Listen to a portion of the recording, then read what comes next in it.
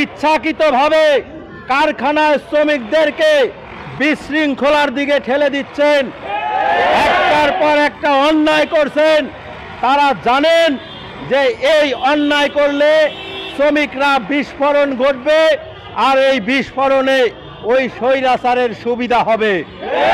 যে কারণে এই কারখানায় যদি শ্রম আইনে যদিও রয়েছে 7 কর্মদিবসের মধ্যে মজুরি পরিশোধের কথা, কিন্তু এই কারখানার মালিক 30 কর্মদিবস পার হওয়ার পরেও বেতন দিতে চায় না। এই আইনে রয়েছে নারী শ্রমিকদেরকে মাতৃত্বকালীন ছুটির টাকা সঠিকভাবে দেওয়ার কথা, কিন্তু এই কারখানার মালিক মাতৃত্বকালীন ছুটির টাকা দেন না।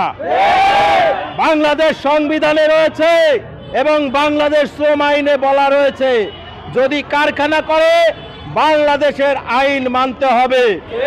তো এই কারখানার মালিক শ্রম দপ্তর থেকে লাইসেন্স নিয়েছেন, শর্ত সাপেক্ষে তারা বাংলাদেশের আইন মেনে কারখানা চালাবেন, কিন্তু এই কারখানার মালিক এই 5 আগস্টের পর থেকে তিনি শ্রম আইন মানেন না।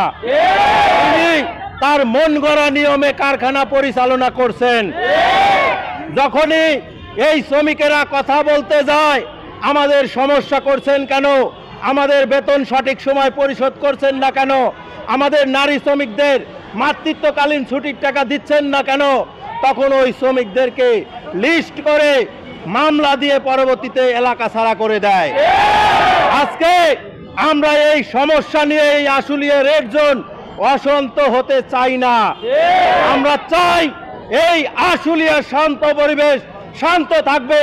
যারা দুষ্কৃতিকারী, যারা ইচ্ছাকৃতভাবে কারখানার শ্রমিকদেরকে বিপদের দিকে ঠেলে দিচ্ছেন, বিশৃঙ্খলা করার জন্য একটার পর একটা অন্যায় আচরণ, বেআইনি কর্মকাণ্ড করছেন, আমরা তাদের দৃষ্টান্তমূলক শাস্তির দাবি করছি। সেই সাথে আমরা যে ভবনের নিচে দাঁড়িয়ে রয়েছি, এটা কলকারখানা প্রতিষ্ঠান পরিদর্শন অধিদপ্তর।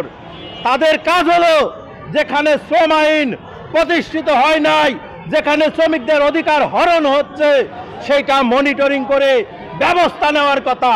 কিন্তু এই দপ্তরে যারা রয়েছেন, জানি না এসি লাগায় বসে আছেন কিনা। আজকে যদি এসি থাকে, এই ঠান্ডা রুমে বসে আপনারা কি দেখছেন? এই ইউফোরিয়ার মালিক গত 18 মাস যাবত তারা সঠিক সময় বেতন পরিশোধ করছেন না। আজকে আপনাদের কাজ কি? আমাদের প্রশ্ন মাননীয় ডিআইজি মহোদয়ের কাছে, আপনারা এখানে বসে থেকে কি দেখছেন? এই কারখানায় অনিয়ম চলছে, এটা বন্ধ করার দায়িত্ব ছিল আপনাদের। আজকে আমরা এই 30-35 কিলোমিটার এসে আমরা এই হেঁটে মিছিল সহকারে আপনার দপ্তরে স্মারকলিপি দিব, তারপরে আপনি ব্যবস্থা নেবেন, এটা আমরা আশা করি না। আমরা চাই এই আশুলিয়াতে এই স্বৈরাচারের দোসর যে ইউফোরিয়ার মালিক, তিনি আজকেও এই শ্রমিকদেরকে রাস্তায় ঠেকিয়ে বলেছেন তাদের লোকজন দিয়ে, শ্রমিক লীগের লোকজন দিয়ে, তারা এলাকায় স্টে করো, এলাকায় ঝামেলা করো, সমাধান হবে। আমরা আমাদের আর বুঝতে বাকি নাই, আপনারা দুই পক্ষ মিলে এই এলাকায় বিশৃঙ্খলা করার জন্যই আমার এই শ্রমিকদের সঠিক সময় মজুরি দেন নাই।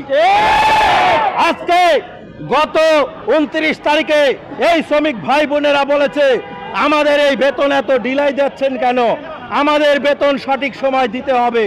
তখন এই কারখানার মালিক সদ উত্তর না দিয়ে 30 তারিখে কারখানা বন্ধ করে দিয়েছে বাংলাদেশ শ্রম আইনের 12-1 ধারায়। আজকে 12-1 ধারায় প্রযোজ্য ওই কারখানায় যেখানে নিয়ন্ত্রণ বহির্ভূত পর্যাপ্ত কাজের অর্ডার না থাকার কারণে, কিন্তু এই কারখানায় পর্যাপ্ত কাজের অর্ডার রয়েছে। এই অর্ডারগুলো বাইরের ফ্যাক্টরিতে সাব কন্ট্রাক্টে দিয়ে কাজ করানো হচ্ছে। আমার শ্রমিক ভাই বোনদেরকে এভাবে বাসায় বসিয়ে এই 12-1 ধারায় বেতন নিতে হবে। এই অন্যায় আচরণ আমরা মানতে পারি না। জানেন, 12-1 ধারায় কারখানা বন্ধ দিলে এই শ্রমিকরা বেসিকের অর্ধেক বেতন পাবেন। এই বেতন আপনারা জানেন, এই ন্যূনতম যে মজুরি হয়েছে, এই মজুরি দিয়ে আমার শ্রমিকরা তাদের সংসার ভালোভাবে চালাতে পারে না। তাদের একবেলা না খেয়ে থাকতে হয়, অথবা খাবার কমিয়ে দিয়ে, তরকারি কমিয়ে দিয়ে পুষ্টিকর খাবার তারা খেতে পারছে না, সেই সময় এই অর্ধেক বেতন দিয়ে কিভাবে আমার এই শ্রমিকরা সংসার চালাবে? তাই আমরা বলতে চাই, এই কারখানা মালিকের যে কালাকানুন, এই কালাকানুন যদি বন্ধ না হয়, এই মালিকের বাড়ি ঘেরাও করতে আমরা বাধ্য হব। যদি আজকে আমরা মাননীয় ডিআইজি মহোদয়কে বলতে চাই, আপনারা আগামী 3 দিনের মধ্যে যদি এই মালিকের বিরুদ্ধে ব্যবস্থা না নেন, যৌক্তিক সমাধান না আনেন, প্রয়োজনে আমাদের মাননীয় শ্রম উপদেষ্টা রয়েছেন, তার দপ্তর ঘেরাও করতে আমরা বাধ্য হব।